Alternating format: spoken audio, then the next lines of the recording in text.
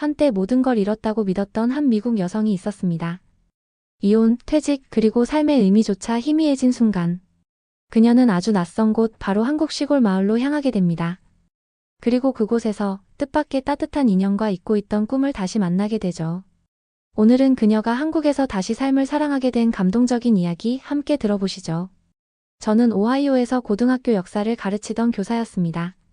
평범하지만 단단하게 살아왔다고 생각했죠. 남편과는 대학 시절부터 함께 했으니 제 인생의 절반 이상을 그와 살아온 셈입니다. 그런데 어느 날 거짓말처럼 모든 게 무너졌습니다. 남편의 외도, 그리고 너무나도 담담하게 건네는 이혼 서류. 저는 그렇게 17년간 쌓아온 가정을 잃었습니다. 며칠 동안은 아무것도 하지 않았어요. 식사도, 대화도, 심지어 씻는 것조차 버거웠습니다. 가족이나 친구들 연락도 받지 않았죠. 퇴직은 자연스럽게 이어졌습니다. 학생들 앞에 설 자신이 없었거든요. 그렇게 몇 달을 방 안에 갇혀 지냈습니다. 그러던 어느 날 오랜 친구 지영에게서 이메일이 도착했습니다. 클레어, 한국에 와서 좀 쉬었다가. 우리 마을에서 너 같은 사람을 기다리고 있어. 지영은 대학 시절 저와 룸메이트였던 친구입니다. 졸업 후 한국으로 돌아가 교사가 되었고 지금은 경상북도의 한 작은 시골 분교에서 일하고 있죠. 그녀의 말 한마디에 저도 모르게 마음이 흔들렸습니다. 여행이 아닌 삶의 전환점을 줄지도 모른다는 막연한 기대였을까요? 솔직히 망설였지만 가보지 않은 길이라 더 끌렸는지도 모르겠습니다. 짐을 꾸리고 공항으로 향했습니다. 떠나기 전 아버지가 한마디 하셨어요. 클레어, 인생은 절망 다음에도 길이 있단다. 네가 가는 그 길이 꼭 그랬으면 좋겠구나. 짧은 말이었지만 마음에 오래 남았습니다. 비행기 안에서는 잠을 거의 못 잤습니다. 앞자리 한국인 노부부가 따뜻한 미소로 말을 걸어주셨어요. 딸 같아서 그래요. 잘 왔어요. 그 말에 갑자기 눈물이 터졌습니다. 낯선 나라로 떠나는 두려움보다 어쩌면 누군가가 날 기다려주는 곳이 있다는 기대감이 더 컸던 것 같아요. 한국에 도착한 순간 뭔가 달랐습니다. 공기는 낯설었지만 사람들의 표정은 따뜻했습니다. 마음속 어딘가에서 무언가가 시작되고 있었죠. 서울에서 기차를 타고 몇 시간을 달렸을까요? 차창 밖으로 점점 높아지는 산과 논, 그리고 빨간 지붕들이 눈에 들어왔습니다. 경북 안동 근처의 작은 마을, 지영이 말한 그곳에 도착한 순간 저는 마치 시간이 느리게 흐르는 세상에 온 듯한 기분이 들었습니다. 기차역 앞에서 지영이 저를 기다리고 있었어요. 클레어, 진짜 왔구나. 오랜만에 보는 얼굴이지만 낯설지 않았습니다. 지영은 마을 어귀에 있는 한옥으로 저를 데려갔습니다. 대문을 열고 들어서자 마당에는 장독대가 줄지어 서 있었고 바람이 살짝 불 때마다 된장 냄새가 코끝을 간지렸죠. 저에게는 낯선 풍경이었지만 어쩐지 따뜻했습니다. 지영의 시어머니는 이 집의 주인이자 마을에서 꽤나 존경받는 어르신이었습니다. 첫 인사는 어색했죠. 저는 미소 지으며 인사했지만 시어머니는 저를 조용히 훑어보시고는 외국 사람은 입맛 까다롭다던데 된장찌개 먹겠어? 하고 물으셨어요. 저는 당연히 먹는다고 했지만 표정은 그리 반기지는 않으셨어요. 식탁에 앉자 시어머니는 숟가락을 먼저 들지도 못하게 하시고는 우리 집은 어른이 먼저 드신 후에 먹는 거다. 알겠지? 라고 단호히 말씀하셨죠. 미국에서는 늘 자유롭게 식사하던 저로선 당황스러웠지만 고개를 끄덕였습니다. 한편으로는 내가 잘못하고 있는 건가 하는 긴장감이 들기도 했습니다. 그날 저녁 된장 담그는 법을 배웠습니다. 커다란 항아리에 콩과 소금을 섞고 볕 잘 드는 곳에 두어야 한다는 시어머니의 설명을 들으며 저는 조심스레 물었습니다. 왜 이걸 직접 만들어요? 시어머니는 헛웃음을 지으시더니 대답하셨습니다. 직접 담가야 진짜 맛이 나는 거지. 미국은 이런 거 없지? 그 순간 무언의 장벽이 느껴졌습니다. 저는 이곳에 온 손님이 아니라 외부인이었습니다. 하지만 이상하게도 그런 낯설음이 불편하지 않았습니다. 오히려 이 마을 사람들의 방식, 그 고집스러운 삶의 방식이 궁금해졌죠.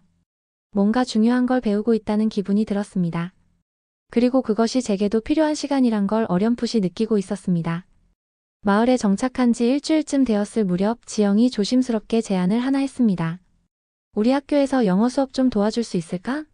처음엔 망설였습니다. 아이들 앞에 다시 선다는 게 겁이 났거든요. 미국에서 교실을 떠난 이후로 다시 교사가 될 수 있을 거란 생각은 한 번도 해보지 않았습니다. 하지만 마을 분교를 처음 본 순간 마음이 바뀌었어요. 조그마한 교실, 손때 묻은 나무 책상, 그리고 눈을 반짝이며 인사하는 아이들. 그 눈빛이 저를 움직였습니다. 선생님, 진짜 미국 사람이에요? 헬로우, 굿모닝. 수업도 시작하기 전부터 아이들은 제게 영어 단어를 던지며 웃었습니다. 첫 수업은 간단한 자기소개로 시작했죠. 제 이름은 클레어입니다. 오하이오에서 왔습니다. 제 말을 아이들이 따라하며 박수까지 쳤습니다. 그렇게 순수하고 솔직한 반응을 본 게 얼마만인지 모르겠습니다. 마음이 조금씩 풀렸고 저도 모르게 웃고 있더라고요. 아이들과 함께한 수업은 매번 새로운 경험이었습니다. 그림으로 단어를 외우고 역할극을 하며 영어 문장을 익히기도 했죠. 제가 준비한 단어 카드를 가지고 아이들이 팀을 나눠 게임을 할 때는 교실이 떠나갈 듯 웃음소리가 퍼졌습니다. 선생님, 우리 내일 또 해요. 그 말에 가슴이 벅차올랐습니다. 지영이 말했습니다. 애들이 클레어 때문에 달라졌어. 학교 오는 게 더 즐거워졌대. 그 말을 들으며 마음속 무언가가 조금씩 채워지는 걸 느꼈습니다. 저는 다시 선생님이라는 이름으로 불리고 있었습니다. 그리고 그 이름이 저를 다시 숨쉬게 만들고 있었죠. 수업이 끝난 오후 학교 앞 텃밭에서 아이들이 감자를 캐고 있었습니다. 다가가서 함께 흙 묻은 감자를 만지며 웃었어요. 그 순간 저도 이 마을의 일원이 된 것 같았습니다. 이전의 상처들은 조금씩 멀어지고 있었죠. 아이들이 건넨 조그마한 편지 한 장이 오늘도 제 마음을 따뜻하게 덮어주었습니다. 분교에는 정우라는 교감 선생님이 있었습니다. 처음엔 말수가 적고 무뚝뚝한 인상이었죠. 제가 인사하면 살짝 고개만 끄덕이고 지나가는 정도였거든요. 그런데 이상하게도 그 눈빛엔 무언가 따뜻한 게 느껴졌습니다. 며칠 뒤 학교 텃밭에서 우연히 마주쳤습니다. 감자는 벌써 다 캐셨어요? 제가 먼저 말을 걸었죠. 정우는 삽을 멈추고 웃으며 대답했습니다. 네, 애들이 더 잘하더라고요. 선생님도 흙 손에 좀 묻히셔야죠. 그날 이후로 정우와는 텃밭에서 자주 마주쳤습니다. 처음에는 짧은 인사만 오갔지만 나중엔 날씨 이야기, 아이들 이야기, 그리고 서로의 삶에 대해 조금씩 나누게 됐죠. 감자를 같이 심고 비닐하우스에 물을 주며 자연스럽게 웃는 일이 많아졌습니다. 비 오는 날엔 우산 하나를 나눠 썼고 우산 끝에 맺힌 빗방울이 저희 사이로 떨어질 때마다 말로 설명할 수 없는 감정이 생겼습니다. 어느 날 정우가 조심스럽게 말했습니다. 제 아내는 몇 해 전에 먼저 떠났습니다. 병이었어요. 저는 놀라 말이 막혔습니다. 조용히 듣고만 있었죠. 그 고요 속에서 제 마음속에 어떤 문이 하나 열렸습니다. 저도 제 이야기를 꺼냈습니다. 저도 이혼했어요. 미국에서는 이걸 부끄럽게 여기지는 않지만 여전히 아픕니다. 정우는 말없이 고개를 끄덕였습니다. 말보다 깊은 이해가 느껴졌어요. 그날 이후 제 마음은 자주 정우에게 머물렀습니다. 점심시간이 되면 무의식적으로 정우가 있는 쪽을 바라보게 됐고 마을 잔치 준비를 하며 함께 시간을 보내는 일이 많아졌죠. 가을이 되자 마을에서 작은 음악회를 열게 됐습니다. 저는 지영과 함께 사물놀이 연습에 참여했는데 정우도 같이 하게 됐습니다. 북을 두드리며 리듬을 맞추는 동안 마치 오래전부터 알고 지낸 사람처럼 자연스러웠습니다. 북소리 사이로 문득문득 눈이 마주칠 때마다 제 안에 무언가가 조금씩 흔들리고 있다는 걸 느꼈습니다. 정우와 가까워지고 있다는 건 마을 사람들도 눈치채기 시작했습니다. 대놓고 묻는 사람은 없었지만 수군대는 기척이 느껴졌어요. 특히 지영의 시어머니, 그러니까 제가 함께 지내는 그 어르신은 점점 표정이 굳어졌습니다. 어느 날 저녁 식탁에 마주 앉은 시어머니가 조용히 말을 꺼냈습니다. 정우 선생하고 자주 다니더라. 마을에선 다 알아. 저는 놀라 고개를 들었지만 시어머니의 얼굴엔 미소 하나 없었습니다. 이 마을 사람들 정 많지만 낯선 사람 쉽게 안 받아들여. 특히 외국 사람은 더 그래. 그 말은 돌려 말한 반대였죠. 갑작스레 목이 꽉 막히는 기분이 들었습니다. 겨우 꺼낸 한마디는 정우는 좋은 사람이에요. 시어머니는 아무 말 없이 수저를 내려놓고 방으로 들어가셨습니다. 그날 밤 저는 잠을 이루지 못했습니다. 마음이 복잡했고 어쩌면 내가 또다시 어딘가에서 밀려나는 게 아닐까 두려웠습니다. 며칠 후 마을장 담그는 날이 다가왔습니다. 시어머니는 늘 혼자 하시던 일이었지만 저는 새벽부터 부엌으로 따라 나섰습니다. 말없이 물을 데우고 콩을 삶고 된장 덩어리를 항아리에 눌러 담는 과정을 처음부터 끝까지 지켜보았습니다. 손끝에 묻은 콩가루를 닦아내며 시어머니가 작게 중얼였습니다. 이 일 쉬워 보이지? 저는 고개를 저으며 말했죠. 힘든 일인 거 압니다. 하지만 직접 담그는 정성이 고맙게 느껴져요. 그 말에 시어머니는 처음으로 제 얼굴을 똑바로 바라보셨습니다. 그날 저녁 제가 몰래 따로 담근 장 항아리를 안채 앞에 두고 작은 편지를 올려놨습니다. 이 마을의 맛을 배우고 싶었습니다.